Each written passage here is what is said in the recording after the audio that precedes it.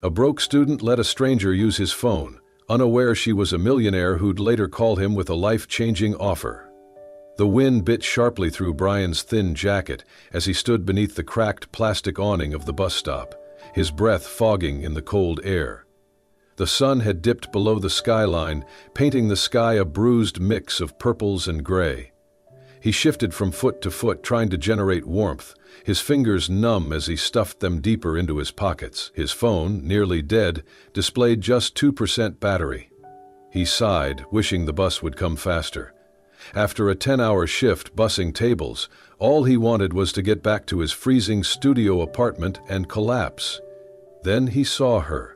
A woman, maybe in her late 30s or early 40s, moving quickly toward him across the sidewalk. Her heels clicked against the pavement, but her eyes were wide and frantic. She looked out of place here, elegant, dressed in a tailored coat that was probably worth more than Brian's rent, hair styled though slightly windblown. She paused in front of him, breathless. "Excuse me," she said, her voice urgent but composed. "I'm so sorry to bother you, but my phone was just stolen. I need to call my driver. It's an emergency. Could I please borrow your phone?" "Just for one call." Brian blinked. The cold had dulled his reflexes, and the request took a second to register. She gestured quickly, sensing his hesitation. "I understand how this sounds, but I'm really in trouble. My car broke down near a construction site 2 blocks away. I was trying to walk to the main road when someone bumped into me and snatched my phone. Please, I just need to make a call." Brian glanced at his screen. 1%. He hesitated. He didn't know her, and his phone, old and barely holding charge, was his only link to the world. But there was something in her eyes, not desperation exactly, but a quiet intensity that made him believe her. He unlocked the phone and handed it over. "Go ahead." The woman took it with a grateful nod. "Thank you, truly." She turned slightly away, dialed a number from memory, and spoke quietly but clearly. "It's me. I'm on 5th and Halston. My phone's gone, but I'm safe. Can you come pick me up here?" "No, don't call the police. It's fine. Just hurry, please." She ended the call and exhaled. "Thank you," she said again, returning the phone. "You didn't have to do that." Brian shrugged, pocketing the nearly dead device. "It's okay. You looked like you needed help." "I did." She gave him a closer look now. "What's your name?" "Brian." He said it simply, without expecting anything. "Well, Brian," she said, offering a small, sincere smile, "you've probably saved me from a lot of trouble tonight." He smiled back faintly. "Glad I could help." A long pause followed. She looked like she wanted to say more, but headlights appeared at the end of the road. A sleek black car pulled up to the curb with silent precision. She turned toward it, then paused again. "You're a student?" she asked, eyeing the university logo on his tattered backpack. "Yeah," he said, shifting uncomfortably. "Final year, trying to make it through." She nodded. "That explains the exhaustion." He laughed softly. "Yeah, that and everything else." Her eyes lingered on him. Then she stepped back toward the car, the door held open by a driver in a suit. Before getting in, she looked over her shoulder. "Take care, Brian." "You too," he said, raising a hand. She disappeared into the car, which glided away into the dusk. Brian watched it go, rubbing his hands together. He checked his phone. Dead. He sighed, turned back toward the road, and waited. He didn't know he'd just handed his phone to Clara Whitmore, media-shy heiress, tech investor, and founder of one of the most influential philanthropic foundations in the country. Nor did he know that she hadn't just seen a tired student at a bus stop, but something else entirely. Something she hadn't seen in a very long time. And though the moment felt small, almost forgettable, it would soon echo louder than he ever imagined. Clara had made the call swiftly, her voice composed but clipped, like someone used to issuing commands and expecting results. Once she hung up, she held Brian's phone for a moment longer than necessary, her fingers brushing the case as if anchoring herself to something real. Then she returned it with a soft, deliberate motion and an expression Brian couldn't quite read. "Thank you," she said again, her eyes locking onto his. There was a flicker in her gaze, some combination of exhaustion, gratitude, and curiosity. She had striking features, but what caught Brian was the faint birthmark just below her right eye, like a shadow of a teardrop that never fell. He nodded, shifting his weight, trying not to stare. "No problem." "You didn't ask who I was?" she said suddenly. He blinked. "Didn't think I needed to." She tilted her head slightly, intrigued. "Most people would. I figured if you wanted me to know, you'd tell me." Clara looked at him for a moment, her lips parting slightly, as if to say something else, then stopped herself. Instead, she offered a small smile, a strange kind of smile, restrained but real, like it hadn't been used in a while. "What's your name?" she asked quietly. "Brian," he replied, then added with a shrug, "Just a regular student trying to get by." She gave a soft chuckle, something barely audible. "Nothing about you seems just regular." Brian raised an eyebrow, unsure how to respond, but before he could, the car's headlights swept over them again. The sleek black vehicle returned, now parking neatly along the curb. Clara glanced over, then back at him. "Well, Brian, I hope the world is kind to you." He smiled awkwardly. "I think the world's a little short on kindness these days." "Maybe," she said, stepping back. "But you didn't hesitate. That counts for something." As the driver approached to open her door, Brian reached into the pocket of his jacket and pulled out a crumpled piece of paper. He glanced at it, his own handwriting scribbled across a torn notebook page. A list of part-time job leads, shifts, deadlines, contact numbers. He folded it again and tucked it back into his coat. Clara noticed. She didn't say anything, but her eyes lingered on the motion. Her gaze briefly shifted from his tired face to the worn fabric of his coat, to the faded backpack strap, and back to the quiet resilience in his eyes. She nodded once, more to herself than to him. Then she turned and slipped into the back seat of the car. Brian watched as the door shut with a soft click and the car pulled away once more, disappearing into the growing dark. The wind picked up, and he turned his collar up against the chill, his breath fogging the air again. The bus still hadn't come. He sat down on the cold metal bench, hunched forward, hands in his lap. The whole thing felt strange, fleeting, like a dream already beginning to blur. But something about her, her voice, the weight behind her words, lingered in his mind. He leaned back, looking up at the darkening sky. Just another evening. Or maybe not. Brian's life was a careful balancing act, tight-roping between exhaustion and necessity, between what he dreamed of becoming and what each day demanded of him. Most mornings began before dawn, when the city was still silent and the streets were coated with frost. He would slip quietly out of his shared apartment, sling his beat-up backpack over one shoulder, and begin his first shift at the small campus cafe.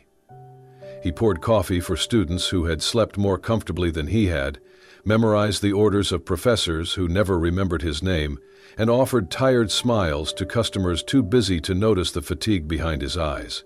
After the cafe, he would rush to class, sometimes still smelling faintly of espresso and burned toast, before heading to the university library where he tutored struggling freshmen for a few dollars an hour. His third job was the hardest. On weekends, he worked security for a run-down parking garage 2 miles off campus, nights filled with bitter cold and long stretches of silence.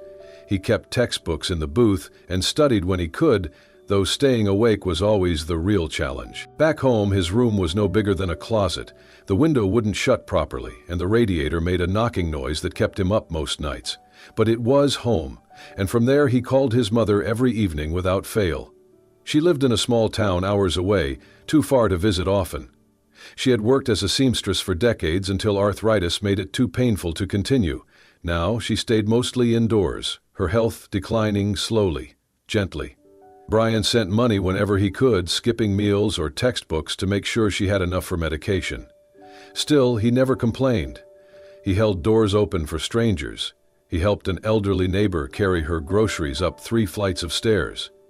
Once, when he saw a man huddled beneath a bus shelter in the rain, he quietly offered him half of his sandwich and walked away before the man could thank him. That was the kind of person Brian was. But kindness did not pay tuition. One crisp afternoon, he sat in the campus library staring at an email on the cracked screen of his second-hand laptop. The subject line read, "Scholarship decision, regretfully declined." He read the message 3 times, eyes scanning the words that felt more like a punch than a sentence. We recognize your determination, but your application lacks the exceptional profile we seek. Public achievements, innovation, or standout distinction. In other words, you are not impressive enough. He closed the laptop gently, as if to keep it from absorbing his frustration.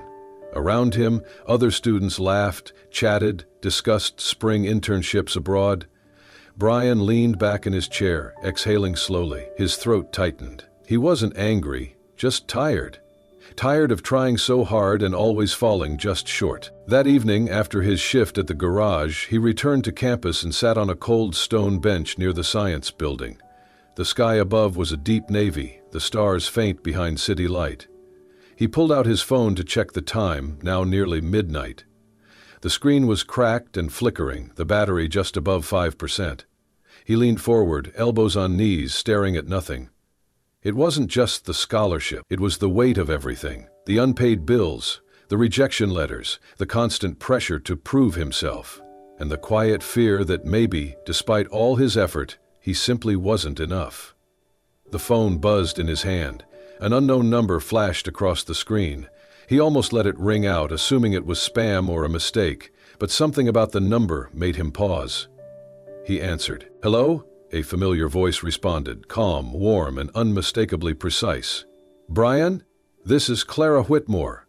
He froze. She continued. "I hope this isn't a bad time. I've been meaning to reach out since the other night, but I wanted to make sure I had the right contact." He sat up straighter, heart pounding. "Miss Whitmore? I wasn't expecting—" "I know," she said. "But you left an impression, and I believe when someone makes you stop and think, really think, you don't ignore that." Brian was silent, unsure what to say. Clara's voice softened. "I've been watching the world long enough to know sincerity when I see it. And I'd like to talk again, in person if you're open to it." He blinked, still stunned. "Sure," he said quietly. "Yes, I'd be open to that." "Good," she replied. "Let's meet tomorrow. My driver will pick you up." And just like that, the call ended. Brian stared at the screen long after it had gone dark, the quiet hum of campus all around him. He had no idea what he had just agreed to, but for the first time in a long while, hope stirred, uncertain but undeniable. The next morning, Brian stood on the curb outside his building, shifting nervously as a sleek black car rolled to a stop in front of him. He recognized the driver from that night at the bus stop, calm, formal, with a quiet nod of recognition. The door opened with a soft click. "Mr. Brian," the driver said, "Ms. Whitmore is expecting you."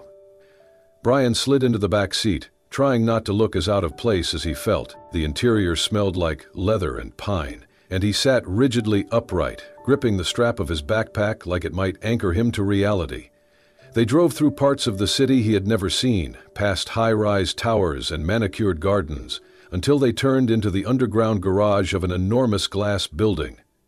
A private elevator carried him silently to the top floor, where the doors opened to a minimalist office with floor-to-ceiling windows and a panoramic view of the city. Clara stood near the window, hands folded, dressed in soft gray.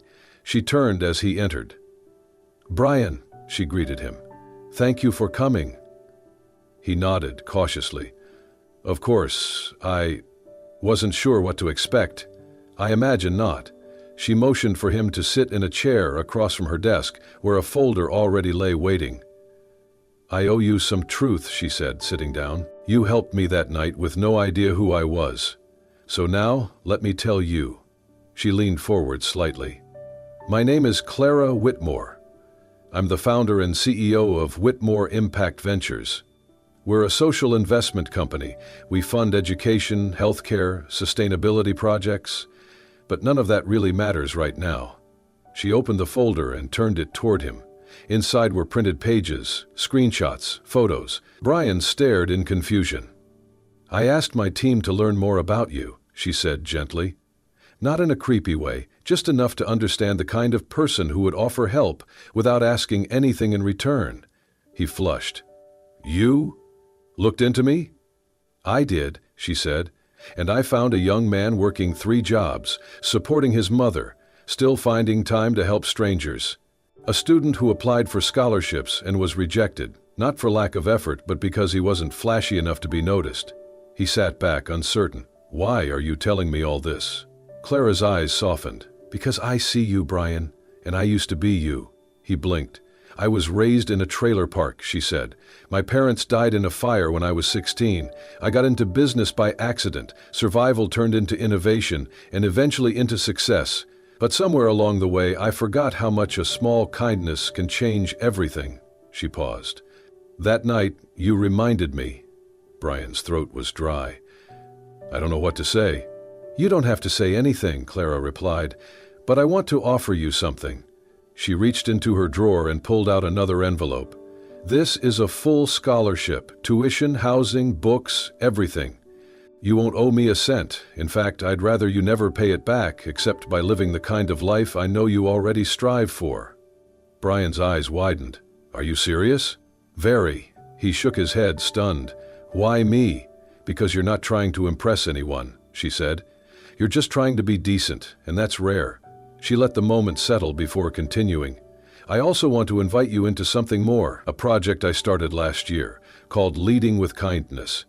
It's a 3-month program for young people with strong values, not just strong resumes. We challenge them, ethically, intellectually, emotionally. We see what happens when leadership begins not with ambition, but with heart. Brian could hardly breathe. You'd be living at the Foundation's retreat center, working in teams, learning from some of the best mentors in the world. If you do well, there's an opportunity for a permanent role with us. He stared at her. This is unreal, Clara smiled. It's real, but it only works if you say yes. He looked down at the scholarship letter, then up at her again. Her face wasn't one of pity or charity, it was of recognition, like she had seen something in him he didn't even know was there. I don't know if I deserve this, he said quietly. You do, she said simply. You earned this the moment you handed me that phone. He sat in silence for a long moment, then finally nodded. Then yes, he said. I'm in. Clara extended her hand, and when he shook it, something shifted, quietly, but profoundly. The boy who once waited at a cold bus stop with nothing left to give had just stepped into a new chapter. And the woman who once thought she had seen everything had just begun to see again. Brian arrived at the Whitmore Foundation's leadership retreat nestled in the hills outside the city, an expansive estate surrounded by trees and silence, far from the noise of campus cafes and city traffic. It felt like stepping into another world, one made not of stress and survival, but of reflection and possibility. He had never seen a place so peaceful. The program brought together 20 young adults from around the country, students, activists, budding entrepreneurs, all with glittering resumes and quiet confidence. Brian, in his plain sweatshirt and secondhand sneakers, felt immediately out of place. During the introductions, he listened to people speak about their achievements, published research, international awards, startups launched before graduation. When his turn came, he simply said, I'm Brian. I work part-time jobs and study biology. I'm here to learn. No one laughed, but he saw the flickers of polite curiosity, the kind that quietly asked, How did you get in? The first week was difficult. The curriculum was designed not just to educate, but to challenge. Group debates on ethical dilemmas, late-night discussions on compassion versus control, real-world simulations that forced uncomfortable decisions. The others spoke fluently about policy and theory. Brian listened, quietly absorbing everything. But when a group project hit a roadblock, an interpersonal clash between 2 dominant personalities, Brian was the only one who stepped in with patience instead of pressure. He didn't try to outsmart or outtalk anyone. He simply brought them together, one by one, listened to their frustrations, and gently reminded them why they were all here in the first place. It's not about being right, he said. It's about doing what's good. That simple line quieted the storm. By the end of the week, their group had delivered one of the most cohesive presentations in the program.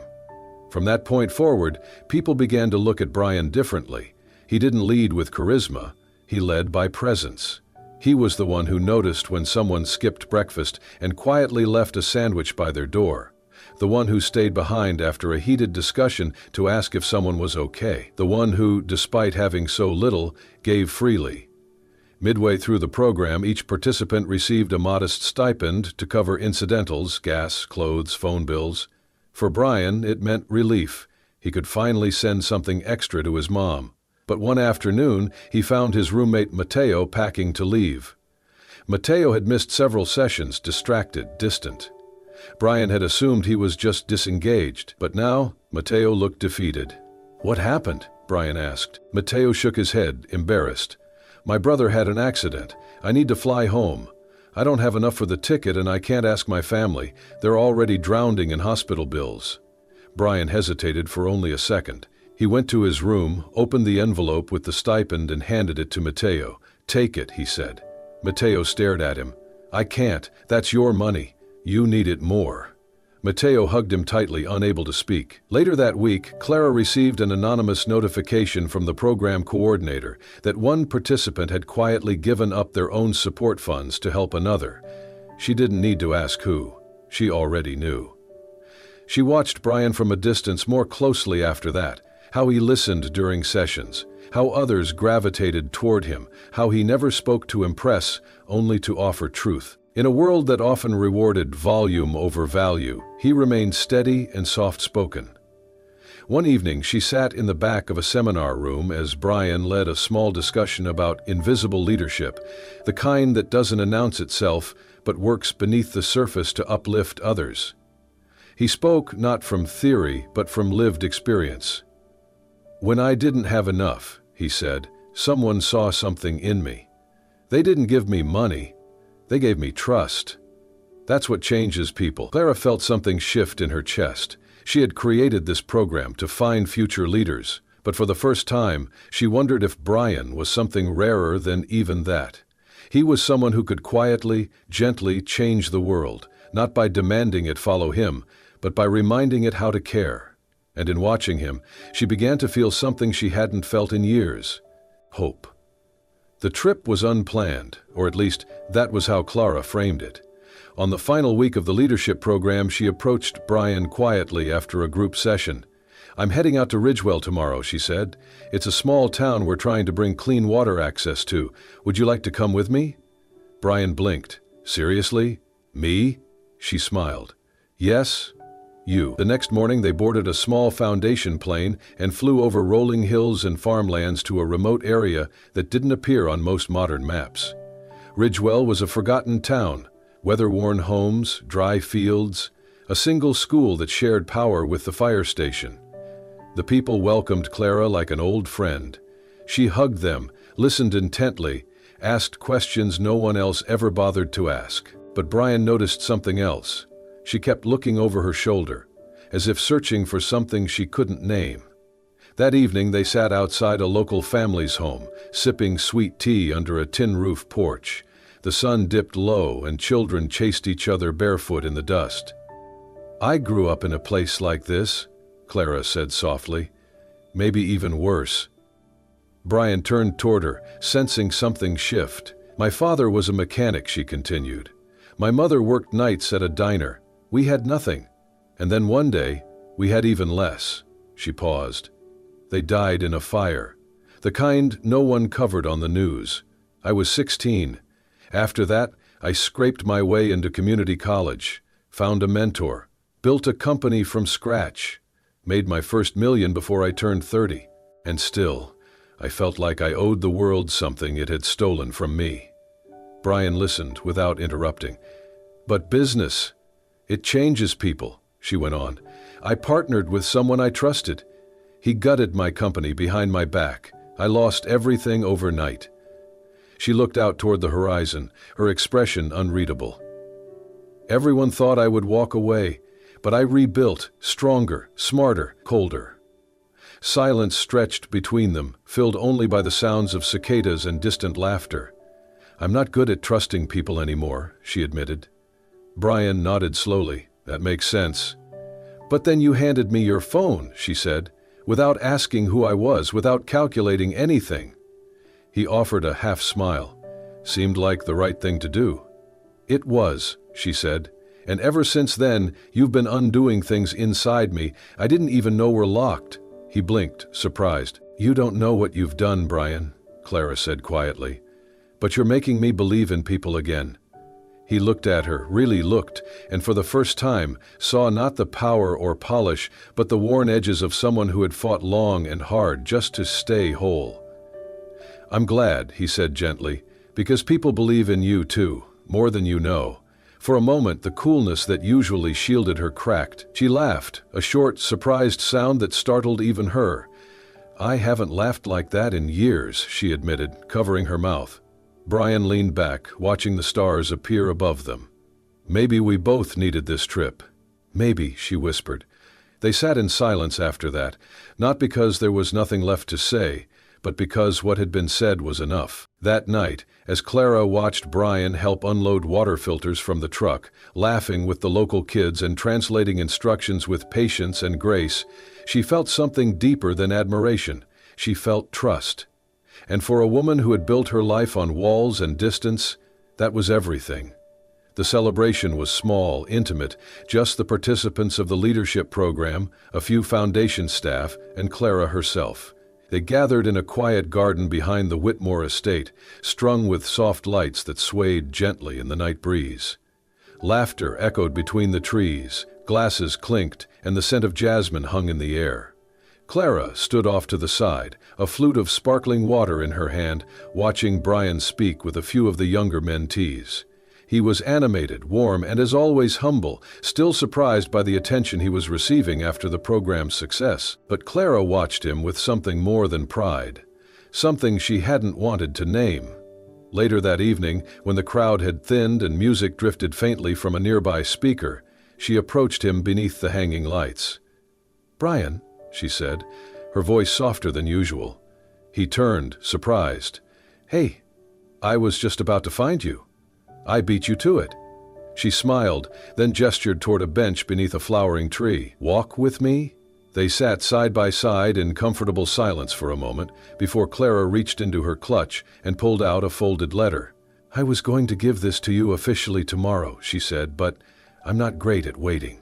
Brian unfolded the paper slowly. His eyes scanned the heading, Whitmore Foundation, Director of Human Impact Initiatives. He looked up, stunned. "Director? It's more than a title," Clara said. "It's a voice, a platform, and I trust yours." Brian's hands trembled slightly. "Why me?" Clara met his gaze. "Because you lead with heart, because you remind people what matters, and because I believe the world needs more people like you in positions that can actually make change." He smiled, touched beyond words. But she wasn't done. She hesitated, then stood up, pacing a few steps before turning to face him. "There's something else," she said, "something harder to say." Brian stood too, sensing the shift in her tone. "I've spent most of my life thinking that love was either a weakness or a distraction," she admitted. "That if I let someone in, I'd lose focus or control. Or both." He didn't speak, only watched her with open, steady eyes. "But then I met you," Clara continued, "and for the first time, I didn't feel pulled away from myself. I felt grounded, safe." Her voice dropped, barely above a whisper. "I've had wealth, status, success, but I've never had someone who made me feel like I was enough, until you." Brian took a slow step forward, heart pounding. "I know the age difference is a factor," she said quickly, "and the roles we play, and the headlines it would spark, and all the reasons it doesn't make sense on paper." He reached out gently and took her hand. "But life isn't lived on paper," he said softly. "And I don't know what's coming next. I don't have the answers, or a perfect plan. But I know this, when I'm near you, I'm not afraid of the future anymore." She looked at him, eyes wet but steady. "I want to walk into that future," he said, "with you." They stood there for a long moment, fingers intertwined beneath the soft lights, two souls from different worlds now standing side by side, not as charity and recipient, not as mentor and student, but as something deeper, something real, and in that moment the walls that had once protected them both quietly fell away. 2 years later, the world looked very different for Brian. He stood at the podium of a grand international summit on youth leadership and global compassion, his suit tailored but simple, his presence calm yet magnetic. The audience, thousands from around the world, watched in respectful silence. Behind him, a giant screen displayed images from humanitarian projects, clean water initiatives in rural villages, youth education centers in low-income communities, and mental health programs for underserved populations. Brian had become more than a name. He was a voice for kindness, a face of quiet resilience. Alongside Clara, he had helped launch over 30 programs under the Whitmore Foundation's expanded vision. Where she once handled every detail herself, now Brian was her trusted counterpart, a symbol that compassion could be strategic and leadership could be tender. As cameras flashed and dignitaries took notes, Brian leaned slightly toward the microphone, his voice steady and warm. "There was a time," he said, "not long ago, when I had nothing but a cracked phone, a second-hand backpack, and the hope that maybe someday things would get better. I wasn't special, I was just surviving." He paused, letting the room breathe. "Then one evening, waiting at a cold bus stop, a stranger asked to borrow my phone. I could have said no, I almost did, but something, maybe tiredness, maybe instinct, told me to say yes." He glanced toward the front row, where Clara sat, her eyes shining, her hand resting gently over her heart. "That moment, that one act of trust, became a turning point," he continued. "Because the stranger I helped wasn't just anyone. She was someone who saw in me what I hadn't yet seen in myself. And she changed my life. Not with money, not with power, but with belief." A hush fell over the room, deep and reverent. "I used to think that small moments didn't matter," Brian said. "But now I know it's the small moments that change everything." He smiled. "Never underestimate the impact of one choice, one kindness, one yes, because sometimes one call is all it takes to rewrite a future." The audience erupted in applause, long, sustained, heartfelt. After the speech, Brian stepped down from the stage and found Clara waiting near the edge of the crowd. She didn't say anything at first. She just looked at him, full of pride and something softer, something deeper.